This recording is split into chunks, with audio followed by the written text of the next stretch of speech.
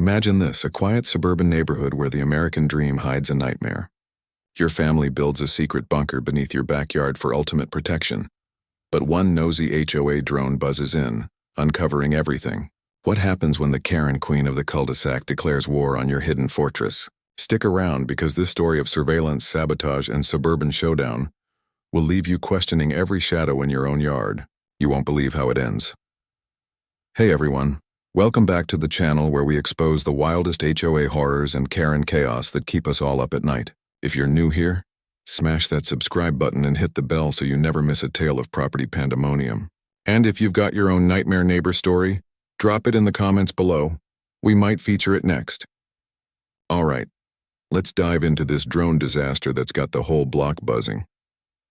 It was a sweltering summer afternoon in Evergreen Estates, the kind of neighborhood where manicured lawns stretched like green carpets under the relentless Florida sun, and every mailbox matched in crisp white trim. The Andersons had called this place home for 5 years now, ever since Tom landed his engineering job at the aerospace firm downtown.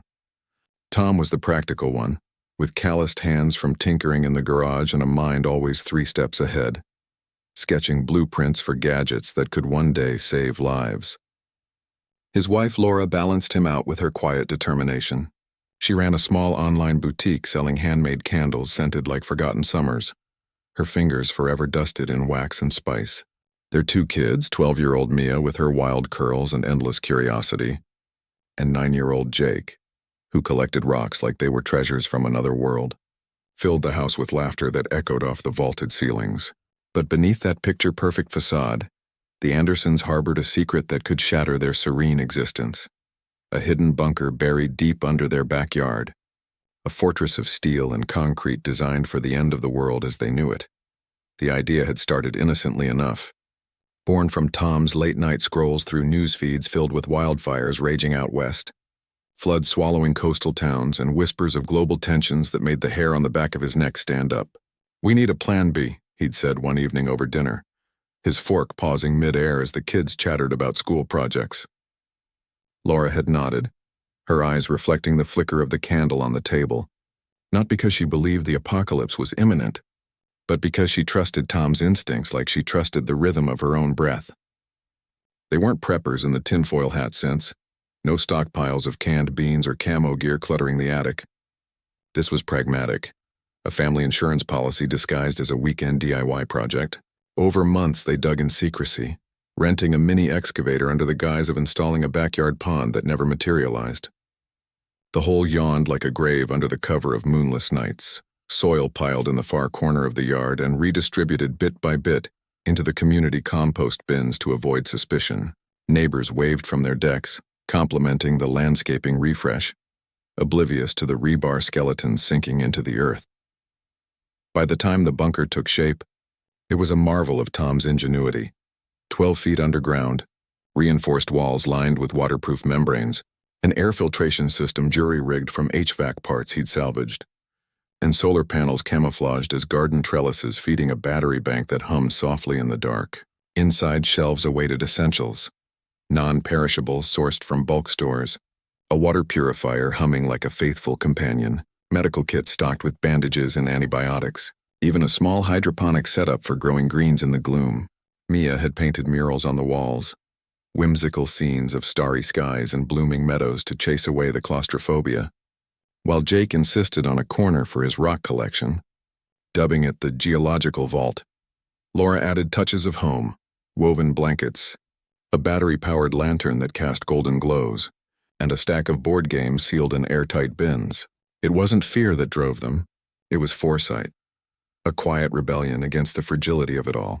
They tested it once, slipping down the concealed hatch disguised as a tool shed floor, the ladder creaking under their weight as they descended into the cool embrace of their sanctuary. For an hour they played cards by lamplight, the world above fading to a distant hum, and emerged renewed, sworn to secrecy. But Evergreen Estates wasn't a place for secrets. The Homeowners Association ruled with an iron fist wrapped in pastel covenants, their monthly meetings devolving into battlegrounds over fence heights and holiday light durations. At the helm was Evelyn Hargrove, the undisputed Karen of the cul-de-sac, a retired real estate agent whose bob haircut was as sharp as her tongue and whose smile never reached her eyes. Evelyn had clawed her way to HOA presidency 3 years prior, campaigning on promises of preserving our property values at all costs, which translated to fining families for unapproved bird feeders and patrolling sidewalks in her pearl-white SUV like a sheriff on steroids. Her husband, mild-mannered Carl, trailed in her wake, carrying clipboards and nodding along to her tirades. The Hargroves' home sat at the neighborhood's apex, a McMansion festooned with solar-powered security lights that pierced the night like accusatory fingers. Evelyn's latest obsession was aerial enforcement, a fancy way of saying she'd bought a fleet of drones with HOA funds, citing wildlife monitoring in the budget line item. In truth, those buzzing spies patrolled backyards for infractions, untrimmed hedges, visible trash bins, or, God forbid, a child's trampoline deemed an eyesore. Tom first noticed the drone on a Tuesday evening, the sky bruising purple as he grilled burgers on the patio. It was a sleek black thing, no bigger than a pizza box, hovering just beyond the fence line with a mechanical whir that set his teeth on edge. He paused, tongs in hand, squinting as its red light blinked like a cyclops eye scanning the yard. "Probably just Hargrove's new toy," Laura murmured from the kitchen window, though her brow furrowed. Tom waved it off, flipping the patties with forced nonchalance, but the seed of unease took root. Over the next week, the sightings multiplied, the drone dipping low over the oak tree, lingering near the tool shed, its shadow flitting across the grass like a harbinger. Mia spotted it from her bedroom window, sketching its shape in her notebook with frantic lines, whispering to Jake about the spy bird from the future. The kids took to calling it the black buzzard, a game to mask their growing jitters. But Tom lay awake that night, staring at the ceiling fan's lazy spin, calculating angles and blind spots. He reinforced the camouflage the next day, draping the shed with climbing ivy pots that he'd nurtured in the greenhouse, their tendrils weaving a natural veil. The hatch mechanism, a hydraulic lift triggered by a hidden pedal, got a fresh coat of rust-proof paint to blend with the weathered wood. Still, the drone persisted, its flights more brazen, dipping closer until Tom could hear the faint click of its camera lens adjusting. One afternoon, as Laura hung laundry on the line, whites fluttering like surrender flags, the thing hovered mere feet away, its propellers stirring the sheets into a whirlwind. She froze, clothespin midway to the basket, heart pounding as the lens swiveled toward her. It lingered for an eternity, or so it felt, before veering off toward the Hargroves' side of the fence. That night, over a tense family dinner of spaghetti that cooled untouched, Tom voiced what they'd all been thinking. "It's not random. Someone's targeting us." Laura's hand trembled as she passed the garlic bread, her mind racing through possibilities. The noise from the excavator months back. Perhaps a neighbor's offhand comment about the big dig. Mia's eyes widened, fork forgotten, while Jake clutched his napkin like a shield. The breaking point came on a humid Saturday morning, the air thick with the scent of jasmine and impending rain. Tom was in the backyard, ostensibly weeding the flower beds, his trowel turning soil with deliberate slowness to mask his real task, checking the bunker's ventilation pipe, a discreet PVC extension buried under mulch. The drone appeared without warning, descending from the clouds like a dive bomber, its shadow eclipsing him as it banked sharply overhead. Tom shielded his eyes, cursing under his breath, but it was too late. The lens captured everything, the pipe's glint winking in the sunlight before the machine corrected course and zipped away. He stood there, dirt-caked hands clenched, a cold sweat breaking across his brow. Minutes later, his phone buzzed with a notification from the HOA portal. A violation notice for unauthorized subterranean excavation, time-stamped with a grainy photo of the pipe, circled in red. The fine was steep, $500, with a demand for immediate remediation. Tom's stomach twisted, they knew. Or at least they suspected. Word spread through the neighborhood grapevine like wildfire through dry grass. By lunch, texts pinged from sympathetic neighbors. The Millers down the street warning of Evelyn's drone witch hunt. The Patels across the way sharing blurry footage of the black buzzard in their own yard. But sympathy curdled into curiosity, whispers turning to sidelong glances as families mowed lawns with extra vigor, eyes darting toward the Anderson home. Laura fielded a call from her book club friend, voice laced with faux concern. "Is everything okay over there?" Evelyn's been talking about some structure. Tom buried himself in research, poring over covenants late into the night. The bunker's blueprints spread across the dining table like a war map. The documents were a labyrinth of legalese banning any alteration to the subsurface without prior approval, a clause buried in fine print that now loomed like a guillotine. He drafted an appeal, framing the bunker as a storm shelter compliant with county codes, attaching permits he'd quietly obtained months earlier from the building department, insurance against just this scenario. Evelyn's response was swift and venomous, a certified letter arriving Monday with the subtlety of a sledgehammer. It accused the Andersons of jeopardizing the aesthetic integrity of the community and demanded a full disclosure of the alleged shelter within 48 hours, threatening liens and legal action if unmet. The subtext screamed territorial conquest. Evelyn's domain challenged, her authority questioned by a family's private panic room. Tom met with the HOA board in the community center that week, a sterile room smelling of stale coffee and resentment, where Evelyn presided from a faux leather throne, her manicured nails tapping like metronomes of judgment. The other members shifted uncomfortably, retirees and young parents cowed by her charisma, but nodded along as she projected drone footage on a screen. The pipe circled again, zoomed in mercilessly. Tom presented his case calmly, permits in hand, emphasizing safety over subterfuge, but Evelyn's eyes narrowed, her voice dripping honeyed poison as she declared the structure non-conforming and voted it down on the spot. The meeting adjourned in murmurs, leaving Tom adrift in the parking lot, rain pattering on the asphalt like accusatory fingers. Back home, the family circled the wagons. Mia and Jake helped reinforce the hatch's lock, their small hands smudged with grease, turning the task into a fort-building adventure to stave off fear. Laura baked cookies that went uneaten, the kitchen a sanctuary of vanilla-scented normalcy.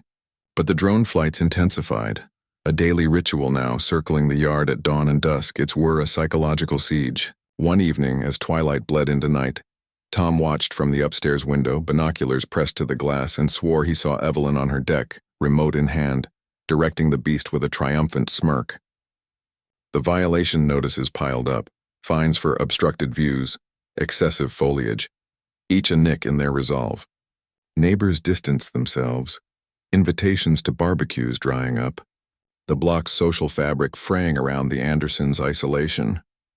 As the deadline loomed, Tom uncovered a chink in Evelyn's armor, forum posts from disgruntled ex-residents decrying her drone misuse, complaints to the State Aviation Board about unauthorized surveillance. He compiled a dossier, anonymous tips funneled through a burner email planting seeds of doubt. But Evelyn struck first, her SUV idling outside their driveway one morning, a contractor's truck in tow, workers spilling out with shovels and probes, authorized by the HOA to inspect the anomaly.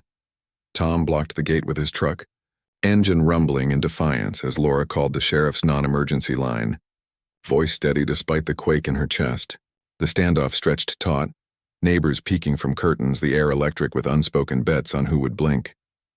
The workers retreated under threat of trespassing charges, but the message was clear. Evelyn wouldn't stop until the bunker was exposed, excavated and erased. That night, as thunder rumbled distant warnings, the family gathered in the living room, rain lashing the windows like an angry mob. Tom's face was etched with exhaustion, but his eyes burned with resolve. "We fight this," he said, voice low and fierce. "It's not just about the bunker, it's our home, our peace." Laura squeezed his hand. Mia sketched a battle plan with the drone as the villain, and Jake stacked his rocks into a tiny fortress on the coffee table. Outside, the black buzzard perched on a fence post, its light pulsing like a heartbeat, waiting for the storm to break. But deep underground, their secret pulsed stronger, a vein of steel in the earth's quiet heart, ready for whatever came next. And as the clock ticked toward confrontation, the Andersons wondered just how far one woman's vendetta would go to unearth their hidden world. The rain had barely cleared when Evelyn escalated, her next move a masterstroke of bureaucratic brutality that caught the Andersons off guard in the fragile dawn of a new week. It started with a knock at 7 a.m., sharp and insistent, pulling Tom from a fitful sleep where dreams of collapsing tunnels haunted him. On the doorstep stood a county inspector, clipboard in hand, badge glinting under the porch light. Morning, sir. Got a complaint about potential structural hazards on the property. Mind if I take a look around? The words landed like a gut punch. Evelyn had looped in the authorities, framing the bunker as a safety risk that could compromise the aquifer or some such nonsense. Her drone footage doctored with ominous annotations highlighting sinkhole precursors. Tom stalled, offering coffee and small talk, his mind racing through escape clauses in the inspection protocols. But the man was thorough, pacing the yard with a ground-penetrating radar device rented on the HOA's dime. The needle twitched faintly over the tool shed, not enough to confirm, but sufficient to flag the site for further evaluation. By noon, the Andersons' inbox overflowed with official notices. A stop work order pending full engineering review, a hold on their property taxes until compliance, and worst of all, an invitation to a public hearing where Evelyn would present evidence to the county board. Laura's boutique orders stalled as she fielded calls from worried customers, her voice a mask of cheer while inside, panic clawed like vines. "They're turning our sanctuary into a spectacle," she confided to Tom that afternoon, folding laundry with mechanical precision, each sock a reminder of normalcy slipping away.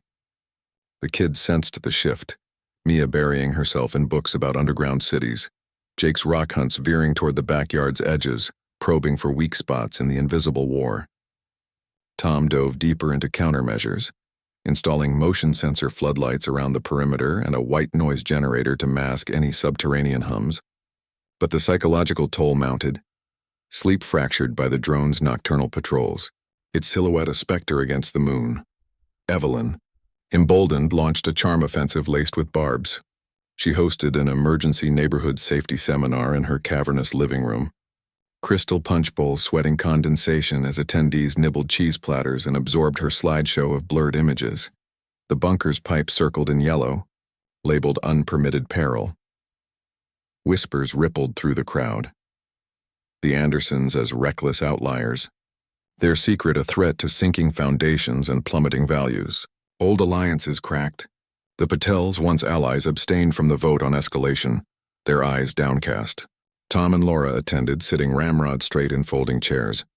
As Evelyn's voice sliced the air, "We must protect our community from those who flout the rules for personal gain."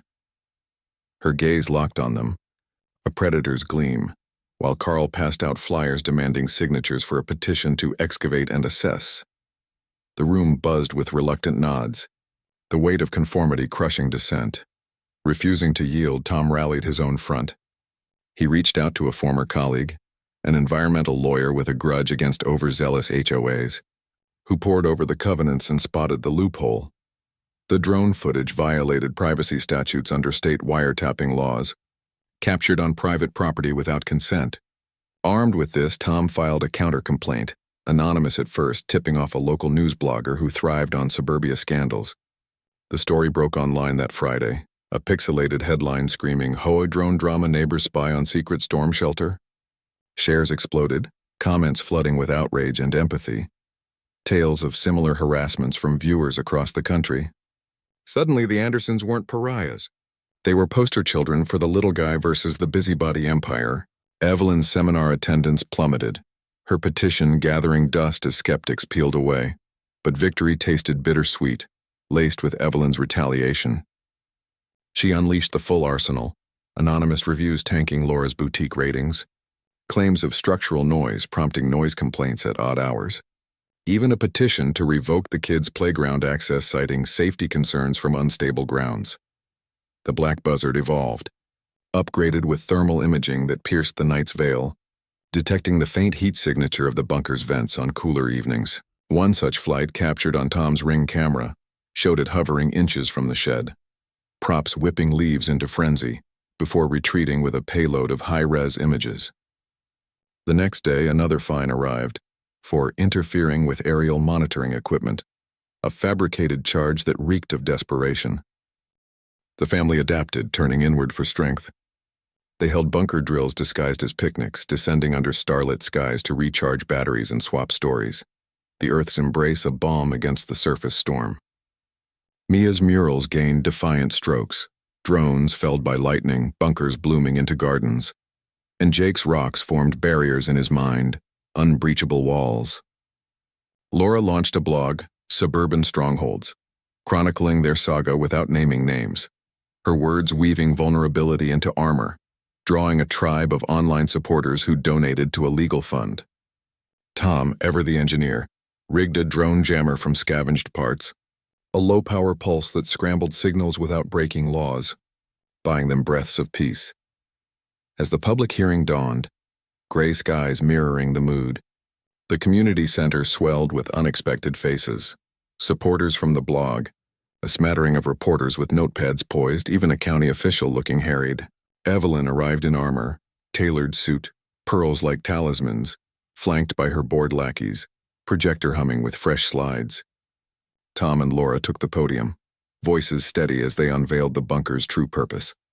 Not a doomsday vault, but a haven born of love, permits in hand, compliant to the core. Gasps rippled as the lawyer dismantled the drone evidence, privacy breaches stacking like dominoes. Evelyn's face modeled her rebuttal, a sputter of deflections, but the tide had turned. The board deliberated in whispers, emerging with a ruling. Violations dismissed, drone program suspended pending review, and a stern warning to the HOA against further overreach. Cheers erupted, backslaps and hugs from reclaimed neighbors. But as the Andersons stepped into the drizzle, Evelyn's glare burned from across the lot, her lips curled in unspoken vow. The black buzzard lay grounded in her garage, but threats like hers didn't rust away. That night, as the family toasted with hot cocoa in the bunker's glow, Tom sealed a new vent with epoxy. Laura archived the blog posts, and the kids dreamed of unspied skies. Yet outside, the neighborhood slumbered uneasily. The war not won but paused, a fragile truce in the endless battle for hidden ground. And in the quiet hours, Tom wondered if Evelyn's next strike would burrow deeper, unearthing more than steel and secrets. The truce shattered like cheap glass under Evelyn's heel just 2 weeks later. Her fury fermented into a vendetta that burrowed into the Andersons' lives with surgical precision. It began subtly, a series of concerned citizen reports funneled through city channels. Allegations of groundwater contamination from the bunker's construction, whispers of unstable soil threatening adjacent properties. Inspectors returned, this time with geologists in tow, their probes jabbing the yard like acupuncture needles seeking confession. Tom met them at the gate, coffee in hand and smiles plastered, guiding tours that skirted the shed while extolling the eco-friendly pond project excuse. Readings came back clean, miraculously thanks to Tom's preemptive soil tests. But the visits drained time and sanity, each one a reminder of eyes always watching. Evelyn, sidelined but seething, pivoted to social warfare. She infiltrated the neighborhood Facebook group, posting veiled screeds about selfish homeowners endangering us all, polls gauging support for community oversight enhancements, comments polarized, old friends defending the Andersons in heated threads, but trolls, Evelyn's sock puppets. Tom suspected stirred the pot with doctored images of sinking driveways. Laura's blog surged in traffic, a double-edged sword that brought interview requests from podcasters hungry for drama, but also doxing attempts that had her scrubbing metadata from photos. The kids bore the brunt at school.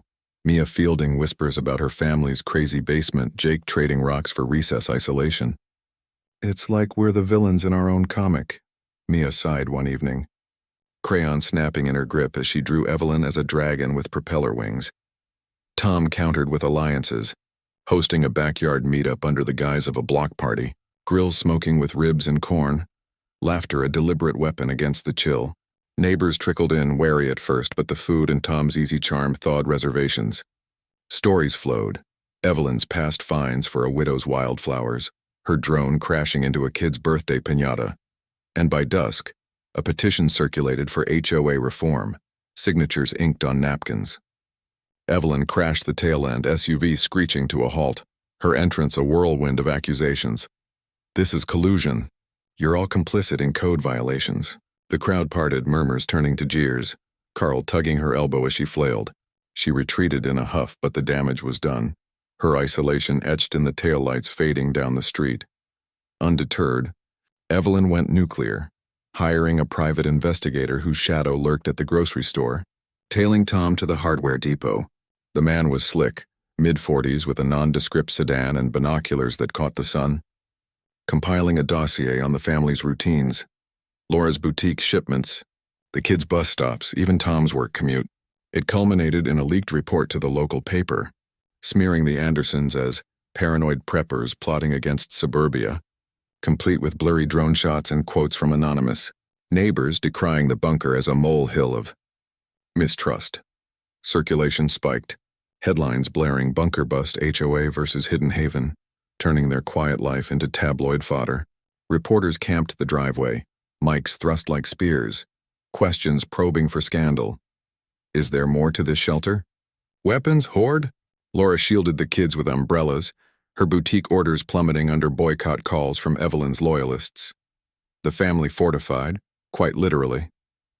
Tom upgraded the bunker with biometric locks and a Faraday cage to block signals, transforming it from refuge to redoubt. They schooled at home for a week, lessons in the glow of LED strips, turning crisis into curriculum, Mia dissecting privacy laws, Jake mapping drone flight paths on graph paper. Laura pivoted her blog to a podcast, Echoes from Below, episodes raw with their voices resonating with listeners who'd faced their own Karens. Donations poured in, funding a pro bono attorney who shredded the investigator's report in court, citing harassment and defamation.